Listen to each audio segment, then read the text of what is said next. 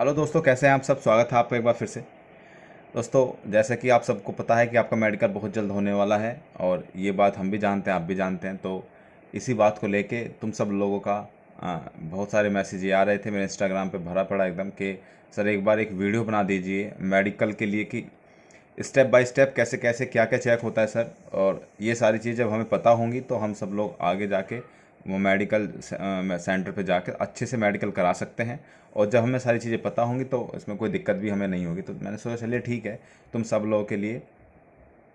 तो देखिए, जब आपका मेडिकल टेस्ट होगा तो वहाँ जाके मैं सब लोगों को बता दूं पहले तो कि एडमिट कार्ड का आएगा। बहुत लोग कन्फ्यूजन है।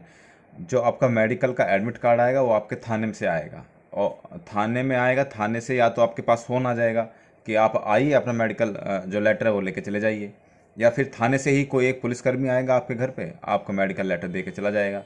ठीक है। तो ये बात परेशान मत होइए कि हमें अगर नहीं आया मेडिकल लेटर तो फिर क्या होगा। कुछ नहीं होगा, आप सब लोगों को पता चल जाएगा नॉर्मली कि आपका मेडिकल कब और कहाँ है। मैसेज वगैरह सब आ जाते हैं, सब पता चल जाता है। पहली बात तो ये। दूसरी बात ये कि अब मेडिकल में क्या क्या सर, क्या क्या प्रोसीजर होता है। देखिए, मेडिकल का प्रोसीजर ये होता है, मैं सीधा पॉइंट पे आता हूँ इधर उधर की बातें ना करके। मेडिकल का प्रोसीजर ये होता है, जब आप सब लोग मेडिकल सेंटर पे जाते हैं तो वहाँ पहले से ही भीड़ इकट्ठा होती है, क्योंकि बहुत सारे लोगों का मेडिकल होता है। तो आप सब लोग का वहाँ माहौल ऐसा होता है कि आप सब लोग एक दूसरे के अच्छे क्लोज फ्रेंड्स बन जाते हैं वहाँ जाने के बाद। क्योंकि तुम सब लोगों को पता है कि हमें साथ में मेडिकल कराना है, हमें साथ में ट्रेनिंग सेंटर पे भी जाना है, हमें साथ में फील्ड में भी जाना है। तो सब लोग आपस में मिल जाते हैं और वहाँ पे एक अच्छी दोस्ती बन जाती है। तो ऐसा माहौल वहाँ बन जाता है, पॉजिटिव माहौल बन जाता है वहाँ पे। सब एक दूसरे का सपोर्ट करते हैं, वो अच्छी बात है, ऐसा होना भी चाहिए। तो जैसे ही आप सब मेडिकल हॉल के पास खड़े होंगे, क्योंकि आपसे पहले या तो एक बैच गया होगा या फिर आप फर्स्ट बैच होंगे, तो आपको अंदर बुला ले जाएगा। जब आप मेडिकल में जाएंगे तो अपने कुछ पासपोर्ट साइज फ़ोटोज़, कुछ 10 या 15 फ़ोटोज़ लेके ज़रूर जाना, तो वहाँ पे काम आएंगे। जैसे ही आप मेडिकल हॉल में एंटर करोगे तो आपसे कुछ फॉर्मेलिटीज़ होती हैं, कुछ फॉर्म्स वगैरह होते हैं। आपके जो फ़ोटोज़ वगैरह हैं वो जो चिपकते हैं, और उसमें कुछ एंट्रीज़ वगैरह होती हैं, तो आप सब लोगों को फॉर्मेलिटीज़ पूरी करनी होती हैं। उसके बाद जैसे ही फॉर्मेलिटीज़ आपकी पूरी हो जाएगी तो आपके जो भी सामान होंगे, जैसे बैग वगैरह, मोबाइल फ़ोन वगैरह, वो सब आपके बाहर रख दिए जाएंगे। और आपका जो मेडिकल होगा वो अंडरवियर और ऊपर जो बनियान होता है उसमें आपका मेडिकल होगा। ठीक है। आपको ये नहीं कि हम लोअर पहन के चले जाएंगे, तो आपको सब बाहर निकालना पड़ता है। बाहर निकाल के जब अंदर आप जाते हैं तो फिर अंडरवियर और बनियान में जाते हैं। तो अंदर जाने के बाद आपका जो हाइट और चेस्ट नापी जाएगी। उसके बाद आपकी हाइट और चेस्ट नापने के बाद देखिए, वहाँ पे एक प्रॉब्लम ये भी होती है, कुछ लोग कह रहे हैं कि सर वहाँ डिजिटल या एनालॉग कौन सा वहाँ पे होता है, मैनुअल होता है, डिजिटल होता है हाइट नापने का। तो वहाँ पे डिजिटल नहीं होता, वहाँ पे मैनुअली आपकी हाइट नापती है। ठीक है। और कुछ लोगों का क्वेश्चन ये है कि सर हमारी हाइट बहुत 168.2 या 168 एग्जैक्टली है, तो वहाँ पे कोई दिक्कत होगी? कोई दिक्कत नहीं होगी। अगर आपकी हाइट इतनी थी, पहले उन्होंने नाप के किया था, तो आपकी हाइट उतनी ही निकाली जाएगी। कोई ज़्यादा परेशान होने वाली सी बात नहीं है। स्टेप बाय स्टेप मैं बता रहा हूँ, सब चीज़ें सुन लेना अच्छे से और समझ लेना, ताकि आपको कोई कन्फ्यूज़न ना रहे। और जब आप मेडिकल सेंटर पर जाओ तो अच्छे से आप पॉजिटिव एटीट्यूड के साथ जाओ। तो जब आप वहाँ जाओगे तो उसके बाद आपके सीधे जाओगे आप पैर वाले, उसमें जो पैर वाले डॉक्टर्स होते हैं, आपके नोकनी और फ्लैट फीट वो चेक करेंगे। उसमें क्या करेंगे कि वो आपके पंजे और एड़ियाँ दोनों को सटाकर, आपके दोनों पैरों को सटाकर रख दिए, देखेंगे कि आपके जो नी है वो मिल तो नहीं रहे हैं। अगर आपके नीज मिलते हैं तो यानी कि आप नौकनी हैं, और अगर नहीं मिलते हैं तो आपकी नौकनी नहीं है, आप क्लियर हो जाएंगे। आप सब लोग को घर पे टेस्ट कर सकते हो तुम सब लोग ये जानने के लिए। फिर वो फ्लैट फीट देखेंगे, आपको लिटा दिया जाएगा एक मेज पर, और मेज पर लिटाने के बाद डॉक्टर्स देखेंगे आपके फ्लैट फीट हैं या नहीं है। अगर उनको हल्का सा भी थोड़ा सा डाउट होगा कि आपके फ्लैट फीट हो सकते हैं, हालांकि क्योंकि फिर उस बंदे को वो गीली बोरी पे पैर रखवा के फर्श पे चलवा के दिखवाएंगे। उसमें अगर आपका थोड़ा सा भी गैप बन जाता है तो आपके फ्लैट फीट नहीं है, और अगर गैप नहीं बना पाते हो आप तो आपके फ्लैट फीट होते हैं। देखिए, फ्लैट फीट भी दो तरीके के होते हैं, एक तो रिजिड और एक फ्लेक्सिबल। रिजिड वो होता है ताकि आप थोड़ा सा प्रेशर करके भी आप गैप नहीं बना सकते हैं।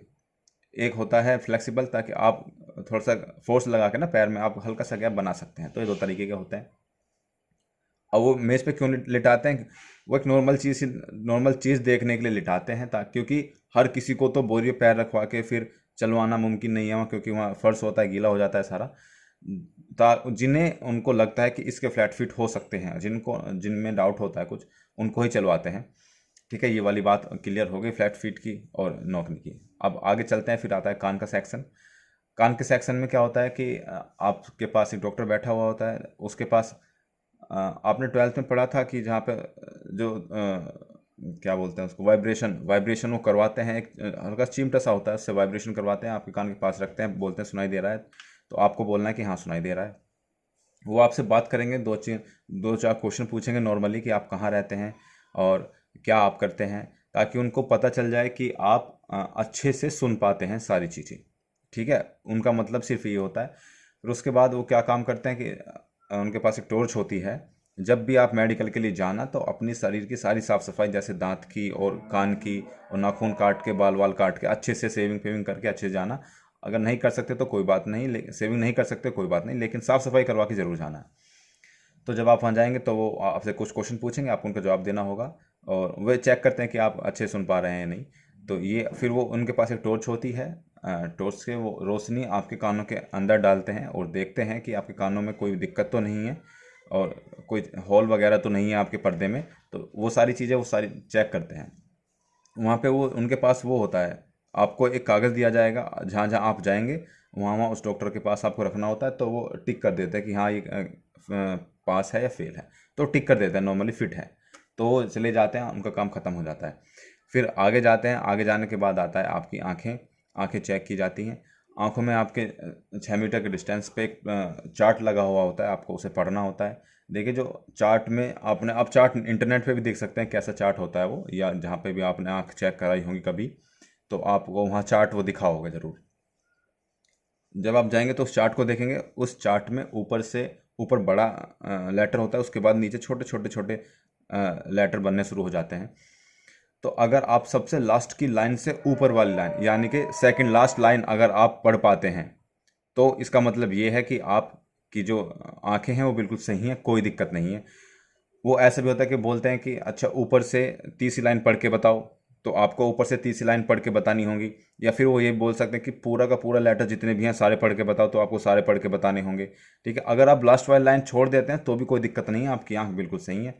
आंखें चेक करने का तरीका ये भी होता है, देखिए कि आपकी वो सबसे पहले राइट आंख चेक करते हैं, यानी कि लेफ्ट आंख पे आपके हाथ रख दिया जाता है या कुछ भी बुक्स वगैरह रख दी जाती हैं, और आपको केवल राइट आंख से देख देख के बताना होगा कि क्या लिख रहा है। ये आंखें हो गई। फिर आपकी लेफ्ट चेक होती है, लेफ्ट आंख चेक होती है।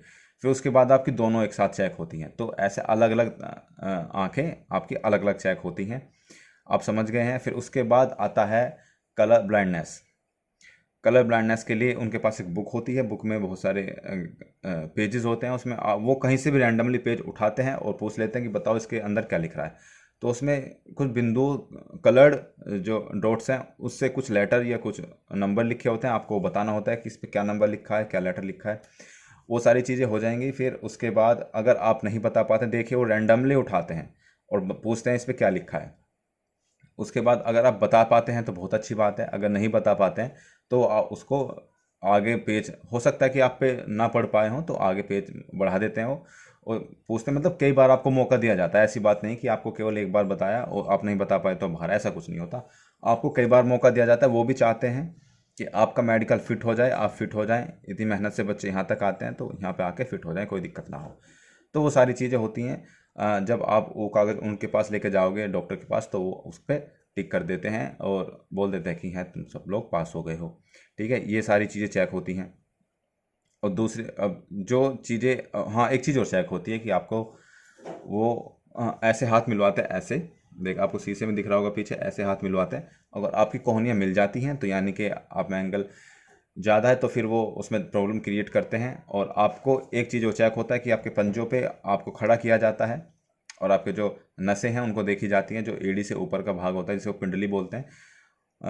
वहाँ पे आपकी ज़्यादा नसें तो नहीं दिख रही हैं, ज़्यादा नसें तो नहीं उभर रही हैं, वो सारी चीज़ें चेक की जाती हैं। अगर आप सब चीज़ों में फिट हैं तो आपको कोई दिक्कत नहीं है। और रही बात ये कि क्या चेक नहीं होता है, तो देखिए जो भी आपके इंटरनल बीमारियां, जैसे आपको बीपी हो गया या ब्लड प्रेशर, सॉरी बीपी हो गया, शुगर हो गया, ये सारी चीज़ें चेक नहीं होती हैं। ना ब्लड टेस्ट होता है, ना यूरिन टेस्ट होता है, ना पाइल्स टेस्ट होता है, ना हाइड्रोसिल टेस्ट होता है। आपकी जो भी प्राइवेट पार्ट्स हैं वो चेक नहीं होते हैं। और रही बात दांत की, बहुत सारे लोग दांत से परेशान हैं। दांत में कोई दिक्कत नहीं होती है। दांत में अगर आपका एक आध दांत टूटा हुआ भी है या कैप लगी हुई है या कैविटी है या कीड़ा लगा हुआ है तो कोई दिक्कत नहीं है, तो उससे कोई आपको प्रॉब्लम क्रिएट नहीं होती है। और रही बात टैटू की, अगर आपके हाथ पे टैटू का निशान है, टैटू है, तो वो पैरामिलिट्री फोर्सेस में उस पर इशू होता है, लेकिन इसमें कोई इशू नहीं होता है पुलिस में। और एसआई का जो मेडिकल होता है वो थोड़ा इजी भी होता है, बहुत हार्ड नहीं होता है। जब आप सब लोग वहाँ जाओगे, वहाँ के स्टाफ को आप लोग देखोगे तो आप समझ जाओगे। आपने पहले भी शायद एक्सपीरियंस किया होगा कि जब आप लोग डीवीपीएसटी के लिए गए थे तो उस टाइम पे भी जो स्टाफ था, बहुत कोऑपरेटिव स्टाफ होता है, वो भी चाहते हैं कि आप सब लोगों की जॉब लग जाए, आप सब लोग फिट हो जाएं, और आपको चांस भी देते हैं। देखिए ऐसा भी होता है जैसे कि आपकी चेस्ट नाप रहे हैं और आपकी चेस्ट फुल नहीं बैठ रही है या हो सकता है थोड़ी बहुत कम हो, तो फिर वो मौका भी देते हैं, बोलते हैं कि चलो पुशअप लगा के आओ, आपकी चेस्ट फिर मतलब एक्सपेंड हो जाएगी तो कोई दिक्कत नहीं होगी। तो वो सारी चीज़ें भी होते हैं, वो सब कोऑपरेटिव होते हैं। और ऐसा नहीं है कि वो आप सब लोग के मन में मतलब बैठा के आए हैं कि कुछ लोगों को फेल ही करना है, ऐसा कुछ नहीं है। ठीक है, अब क्वेश्चन ये आता है कि सर कितने लोग फेल हो सकते हैं मेडिकल में? तो मेडिकल में बहुत कम लोग फेल होते हैं। मेडिकल में वही लोग ज़्यादा फेल होते हैं जो जिनको कुछ प्रॉब्लम इशू, जिसको कुछ बड़ी इशू होता है जिनका, जैसे कि किसी की उंगली कटी हुई है, किसी का कुछ कोई अंग अलग है किसी चीज़ से, तो उन लोगों को ज़्यादा इशू होता है। वरना तो ऐसे नॉर्मली सब चीज़ क्लियर हो जाती है। मेडिकल को लेकर ज़्यादा टेंशन ना लें। और दूसरी बात ये कि सर कैसे पता चलेगा कि हमारा मेडिकल फिट है या नॉट फिट है? तो देखिए, जब आप सब लोग वहाँ से अपने हॉल से बाहर आ जाएंगे, उसके बाद आप सब लोग अपने वहाँ से सामान इकट्ठा कीजिए, अपने बाहर आ जाइए, मेडिकल हॉल से बाहर आ जाइए, बिल्डिंग से बाहर आ जाइए। आपको वेट करना पड़ेगा शाम तक। शाम को एक लिस्ट लगती है, लिस्ट चिपका दी जाती है कि जो जो लोग पास हैं वो उनके सामने पास लिखा जाता है, ठीक है, क्वालिफाइड इन मेडिकल। और जो लोग उसमें फेल हो जाते हैं उनको रीमेडिकल दे दिया जाता है। रीमेडिकल 2 या 3 दिन बाद आप जाके जिला अस्पताल में जाके रीमेडिकल को कंप्लीट करवा सकते हैं। तो ये सारी चीज़ें होती हैं मेडिकल से संबंधित। इसमें अगर कुछ चीज़ छूट गई तो कमेंट में बता देना, कुछ क्वेश्चन रह गए तो कमेंट में पूछ लेना मुझसे, मैं तुम लोगों को बता दूंगा। ठीक है, ये सारे आ गए उसमें। अब नेक्स्ट वीडियो में बनाऊंगा आपको डॉक्यूमेंट को लेकर। डॉक्यूमेंट में बहुत लोग परेशान है, कैरेक्टर को लेकर परेशान है। मैं सब चीज़ें बताऊंगा धीरे धीरे, स्टेप बाय स्टेप सारी चीज़ें तुम्हें समझाऊंगा। अगर मैं यहाँ पे आया हूँ तुम्हें बताने के लिए तो सारी चीज़ें बताऊंगा। तो नेक्स्ट वीडियो आएगी मेरी डॉक्यूमेंट्स को लेके, तो नेक्स्ट वीडियो का इंतज़ार कीजिएगा। चलिए ठीक है, मिलते हैं अगली वीडियो में। और ज़्यादा टेंशन लेने की ज़रूरत नहीं है, बस मैं रिक्वेस्ट करता हूँ कि घर पे रहें जब तक मेडिकल ना हो जाए, कहीं बाहर घूमने बाइक वगैरह पे ना जाएं, किसी से लड़ाई झगड़ा मोल ना लें, बस अपने तक सीमित रहें। समझ लो क्वारंटाइन हो, कोरोना है तुम्हें, अगर क्वारंटाइन रहो घर में बस। ज़्यादा बाहर भीतर घूमने की ज़रूरत नहीं है जब तक मेडिकल ना हो जाए। और ज़्यादा एटीट्यूड और ज़्यादा हाइपर होने की ज़रूरत नहीं है कि अब तो हम दरोगा बन गए हैं, तो उस वो अभी तक तुम बने नहीं हो। अभी मेडिकल है, ट्रेनिंग है, पूरा चीज़ अभी बाकी है, कैरेक्टर जो तुम्हारा सत्यापन है वो सारी चीज़ बाकी है। तो मिलते हैं अगली वीडियो में, तब तक के लिए जय हिंद और खुश रहिए, मस्त रहिए। जय हिंद।